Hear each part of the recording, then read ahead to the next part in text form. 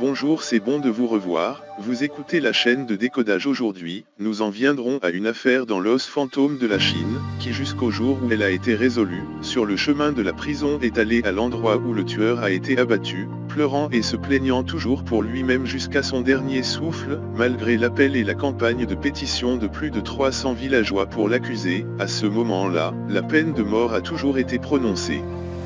Plus tard, l'affaire est devenue l'un des cas classiques d'injustice en Chine. 16 ans après le cri injuste des gens de la prison qui réclamaient justice ce jour-là, il a été déclaré innocent par le tribunal. Bien que la pureté ait été rendue, le condamné à mort a été pour toujours incapable de revenir. Le matin du 27 avril 1987, un vieil homme faisant les exercices du matin a trouvé des sacs d'ananas dérivant sur les rives de la rivière Kanjang, district de Maduon, un comté ethnique autonome de la province de Huaihai en Chine. Curieux, il l'ouvrit pour en voir un pal sur son corps. L'homme était extrêmement effrayé, il s'est précipité pour se rendre au poste de police, mais dans la panique, il a couru et a crié, ce qui a poussé les curieux vivants autour de la zone riveraine à se précipiter pour voir la scène chaotique. Il y a de nombreuses empreintes de pas qui se chevauchent. La police est rapidement arrivée sur les lieux et a trouvé 6 parties du corps de la femme à différents endroits sur la berge. Bien qu'à ce moment-là, la zone était bloquée, mais à l'exception du corps et des sacs d'ananas ont été récupérés. Recueillis, toutes les traces sur les lieux ont été presque anéanties par la foule. L'examen médico-légal a révélé le corps démembré d'une femme dans la vingtaine, les entailles laissées par le tueur montrant que le tueur était un utilisateur fréquent de couteaux très au courant des articulations car ses coupures ont toutes touché les articulations et le tueur n'a pas eu à utiliser beaucoup de force lors du démembrement du corps. La première chose importante est de déterminer l'identité de la victime, en zonant ainsi les relations de la victime, le programme de voyage avant l'accident, puis en identifiant le suspect de l'affaire. Au cours de l'enquête, en recherchant une liste de personnes nouvellement disparues dont l'âge et le sexe correspondent à l'affaire, la police a découvert que Tash Chiu-Vin travaillait comme serveur dans un hôtel du quartier Maduon de manière étrange. Chiu-Vin, 18 ans, du comté de Songdeao, province du Guizhou, Nouvelle-Athènes chinois. En 1987, elle est allée à Maduon pour travailler comme serveuse, mais a perdu le contact avec sa famille peu de temps après. La police a trouvé la ville natale de Miaorong dans le Guizhou. La date de la description du corps décomposé. La 4e sœur de Chiu-Vin estime que sa coiffure et sa silhouette ressemblent beaucoup à celle de sa sœur. Lorsqu'on lui a demandé d'identifier la statue en plâtre créée sur la base de la simulation détaillée du corps de la femme après que les parties du corps ont été rejointes, elle a constaté que les dents de la statue étaient un peu clairsemées comme celles de Chiu-Vin. Plus le groupe le sang correspondait à la police identifiée Tash Chiu-Vin en tant que victime. Chiu-Vin travaillait comme serveur dans un hôtel du district de Maduon, il est donc entré en contact avec beaucoup de gens ici. Mais parce que la méthode de dissection était assez professionnelle. La police se concentre sur l'enquête sur les suspects qui sont médecins et bouchers. La police a interrogé de nombreuses personnes pour trouver plus d'indices, dont un dentiste du nom de Wu que Tash Chiu-Vin avait rendu visite dans sa clinique privée peu de temps avant le crime. Selon le proche collègue de Chiu-Vin, lorsque Chiu-Vin est allé chez le dentiste, les deux se sont sentis sympathiques l'un envers l'autre et ont commencé une relation. Mais après un certain temps, Chiu-Vin a découvert que ce médecin surnommé Wu avait une relation amoureuse avec une autre fille et les deux ont eu une dispute féroce à cause de cela. Chiu-Vin était très misérable. Si ce dentiste avait un motif pour tuer la jeune fille ou non. Selon l'enquête au moment de l'affaire, la médecine légale a déterminé que le docteur Wu était en voyage d'affaires à un séminaire pour améliorer ses compétences professionnelles pendant quelques jours et n'était pas capable de commettre un crime. De plus, le docteur Wu est une personne très instruite issue d'une famille aisée qui est respectée par de nombreuses personnes avec une personnalité douce et aimable, donc la police n'a pas mis beaucoup de doutes sur cette personne. De plus, l'alibi était très convaincant, ils ont donc rapidement retiré le docteur Wu de la liste des suspects. Continuer à traquer le possible coupable, Dang Yuan-Tien, un abatteur de bétail du village de Malang qui a été pris pour cible par la police parce que quelqu'un a rapporté qu'il avait l'habitude d'aller à l'hôtel où travaillait Chiu-Vin pour découvrir une prostituée. est aussi le fournisseur de porc de l'hôtel où Tash Tue-Vin travaillait depuis un an. En parlant de Dang Mon-Tien, il est né dans une famille avec une tradition de faire ce massacre depuis la vie de son arrière-grand-père. Il est même célèbre dans la région pour ses compétences de boucherie rapide et belle, car l'apprentissage de l'héritage de Han Tien dès son plus jeune âge en dehors du marché fantôme de Duom est également très fréquenté. Et il est considéré comme un couteau professionnel. Selon les critères recherchés par la police, il s'agit d'un boucher connaisseur du couteau qui entretient une relation étroite avec lui. Aller à l'endroit où Tue-Vin travaille. De plus, quelqu'un a signalé Chu. Il cherchait toujours des prostituées dans cette zone hôtelière malgré le fait qu'il avait une femme et des enfants. Avec tout ce qui précède, Dang Mon-Tien est devenu le suspect N°1 dans cette affaire de meurtre. Tan Vin et Han Tien ont été immédiatement arrêtés par la police au marché fantôme de Duom. Cependant, au début, Dang Mon-Tien n'a pas admis avoir tué la victime. Quelques mois plus tard, Han Tien a avoué ses méfaits et la police fantôme de Duom a obtenu des aveux du meurtre de Tash Tue-Vin par Han Tien. L'acte d'accusation lu au tribunal indique clairement les moyens après avoir eu des relations sexuelles avec Tue-Vin. Il y a eu une dispute entre les deux parce que Han Tien dit Tue-Vin a volé son argent. Alors qu'il était en colère, l'accusé Dang Mon-Tien a poursuivi la victime jusqu'au village de Lancho. Ici, Tash Tue-Vin a été commodément noyée par Han, elle a eu du mal à crier à l'aide, puis a été noyée jusqu'à suffoquer, entraînant une mort subite.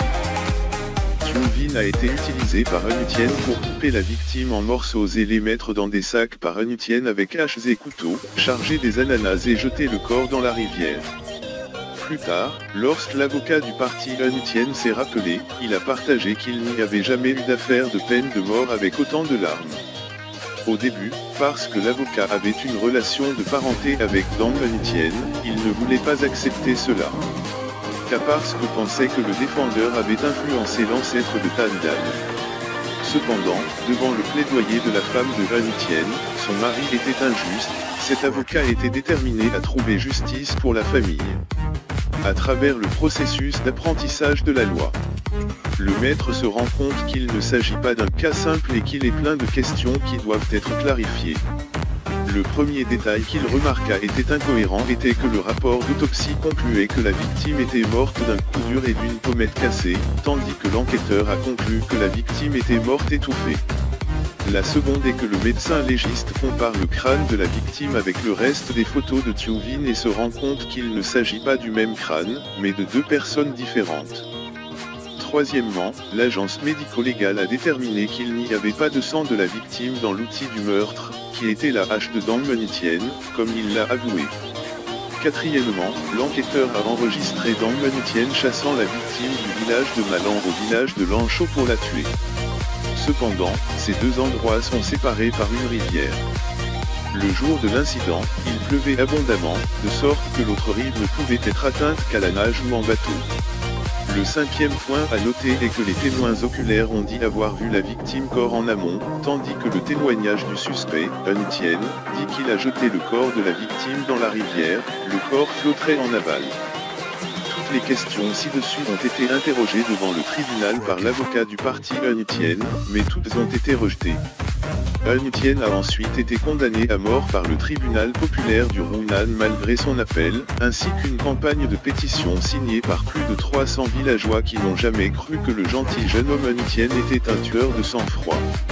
Il a été officiellement exécuté au champ de tir du Hunan en 1989. Cris et cris des auteurs.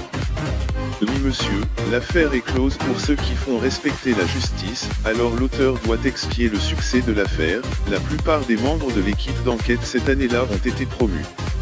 A l'inverse, ceux qui croient que Han Tien a été injustement lésé par les proches de ses voisins, même s'ils n'obéissent pas, même si ça fait mal, ils ne peuvent pas retourner l'affaire. La tragédie est passée chaque année, ils ne sont plus mentionnés, mais la femme et les enfants de Han Tien ne se calment toujours pas. Mais la vérité est que Han Tien est mort injustement et a été exécuté pour un crime terrible. Il avait peu à voir avec le fait que Tash Tue-Vin n'est pas mort en 1993, 4 ans après l'exécution de Han Tien, Tue-Vin est soudainement apparu en chair et en os. l'endroit où elle est apparue n'était pas l'endroit où l'affaire s'est produite à Maguilong, mais sa ville natale d'origine à Guizhou. L'apparition de Shion Yaoron à ce moment-là a étonné tous ceux qui étaient au courant. Tash Xiubin est toujours en vie. Alors en quelle année était le cas de Dang Lentien tuant Tash Xiubin? À travers cet incident a été découvert par une situation plutôt étrange. Cette année-là, le propriétaire de l'hôtel où Xiubin travaillait à Maxuong s'est rendu au Guizhou pour discuter affaires et penser au mauvais employé il y a 4 ans et a visité la maison de la victime en voulant lui allumer un encens. Mais ici, l'oncle de la victime a déclaré que Tash Xiubin était toujours en vie. Des informations choquantes comme la foudre ont frappé ses oreilles, ce qui a rendu le réalisateur incapable d'y croire. En fait, Tash Xiubin n'a pas été assassinée. Elle a été kidnappée par des trafiquants d'êtres humains et vendue à la province du Shandong. Ici, la fille a épousé un fermier et a donné naissance à un enfant. Du côté de la famille de Dang Lentien, il est mort mais a toujours la réputation d'un meurtrier et ses 2 enfants sont toujours harcelés et grondés par des amis à l'école. Ce n'est qu'en 2004 que la femme de Dang Lentien a découvert. On m'a informé que Tash Xiubin était encore en vie, mais tant de douleur et de pauvreté rendirent cette misérable femme silencieuse jusqu'à la fin de l'année qu'elle ne put supporter le supplice qu'elle raconta à sa fille Dang Lien, épouse et fille de Lentien. Ont ensuite voyagé de Mayang à la maison de Xiaoron dans le Guizhou pour raconter la tragédie que leur famille a dû endurer à cause de la condamnation à mort injuste en 1989. Les 3 femmes se sont étreintes et ont pleuré ensemble avec la promesse de se démarquer et de faire pour Tash Xiubin. Cette femme a exprimé son chagrin pour la mort de Dang Lentien. Elle ne s'attendait pas à ce que sa disparition déchire toute une famille. Xiubin a expliqué qu'à son retour, elle a appris que les gens pensaient à tort qu'elle était morte et qu'une personne avait été condamnée à mort, mais maintenant, le condamné a également été exécuté il y a 2 ans et ne pouvait rien faire pour la sauver. Xiubin et sa famille n'ont pas non plus voulu évoquer cet incident et n'ont pas informé le tribunal du témoignage de Tash Xiubin à l'agence d'enquête. Elle a dit plus tard qu'elle avait été kidnappée en mars 1987 et amenée à être vendue comme épouse à un homme du Shandong. Xiubin a également déclaré qu'elle ne connaissait personne du nom de Dang Lentien. Xiubin et son mari ont vécu ensemble pendant un an, après quoi, en raison de leur implication dans un réseau de trafic de drogue dans le Shandong, elle a été arrêtée avec son mari et condamnée à 3 ans de prison. Après avoir purgé sa peine de prison, Xiaoron est immédiatement retourné dans sa ville natale du Guizhou. C'est la raison pour laquelle Xiaoron est resté silencieux pendant 4 ans sans contacter sa famille. Dans le dossier de la police, il y a 2 personnes nommées Dengong Yaoron. L'une a été arrêtée pour être impliquée dans un réseau de trafic de drogue dans le Shandong, l'autre a été tuée dans le Hunan mais personne n'a découvert ce point. Plus tard, le prisonnier dans la même pièce est devenu de plus en plus Lentien, rappelant que Lentien lui avait dit avoir été interrogé, battu et forcé d'avouer.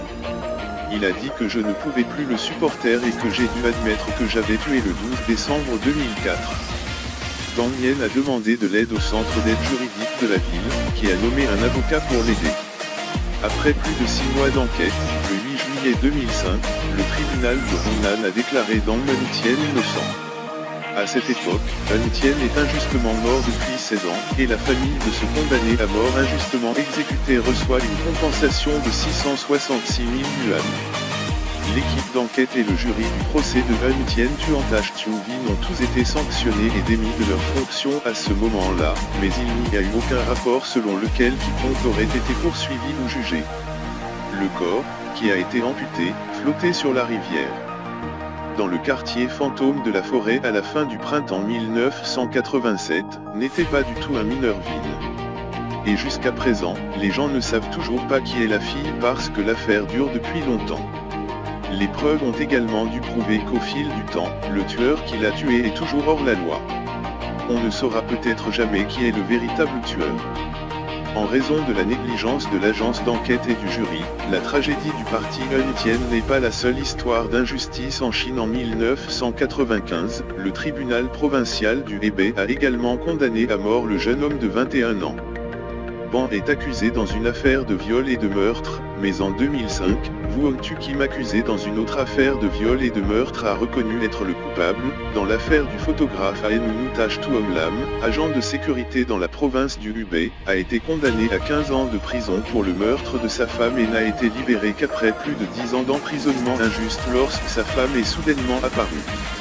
Mais tout le monde n'a pas la même chance que Monsieur Tien.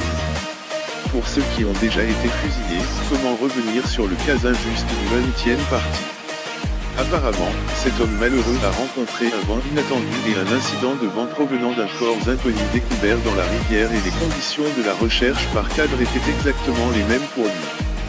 Le plus répréhensible est la façon dont ceux qui sont censés rendre justice en Chine lors de l'enquête et du jugement de cette affaire, et d'après certains rapports, la rumeur n'a été vérifiée qu'il s'agit de Hun Tien ou d'aller à l'hôtel Chungbin pour trouver des prostituées qui ont immédiatement assumé qu'ils connaissaient la victime et avaient un vrai mobile pour le crime.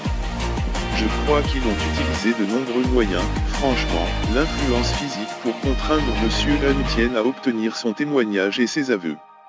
La décision du tribunal populaire de la province du Hunan en 1989 a déclaré que Dong Mun Tien avait admis qu'il était le cerveau du crime. Cet aveu est cohérent avec les conclusions de l'enquête scientifique et de l'identification. On ne sait pas quelle identification scientifique a été utilisée pour condamner Dong Mun Tien. Que 4 ans après son exécution, la victime Tash Tiong-Vin est soudainement retournée dans sa ville natale de la province du Guizhou, et il était clair qu'il s'agissait d'un cas isotrope d'injustice. Tien n'a ni tué ni personne ne pouvait avouer le crime. Hun Tien a porté plainte jusqu'à ce qu'il soit traduit en justice, et plus de 2 ans après son arrestation, Tien a été exécuté par un peloton d'exécution. En ce moment, Tiong-Vin est assiégée en prison pour drogue et elle est en prison depuis déjà un an. Ainsi, le dossier selon lequel Tash Tiong-Vin a été tué et Tash Tiong-Vin est allé en prison à cause de la drogue existe toujours en parallèle. Si les personnes impliquées dans l'enquête et le procès de cette affaire avaient été plus responsables et plus écoutées, peut-être qu'une tragédie aussi terrible ne leur serait pas arrivée. La mort de Dong Mun Tien n'est que la mort injuste d'un condamné à mort, mais pour la famille de Dong Mun Tien, ils ont perdu leur mari, père, cette douleur ne s'en ira jamais bonjour.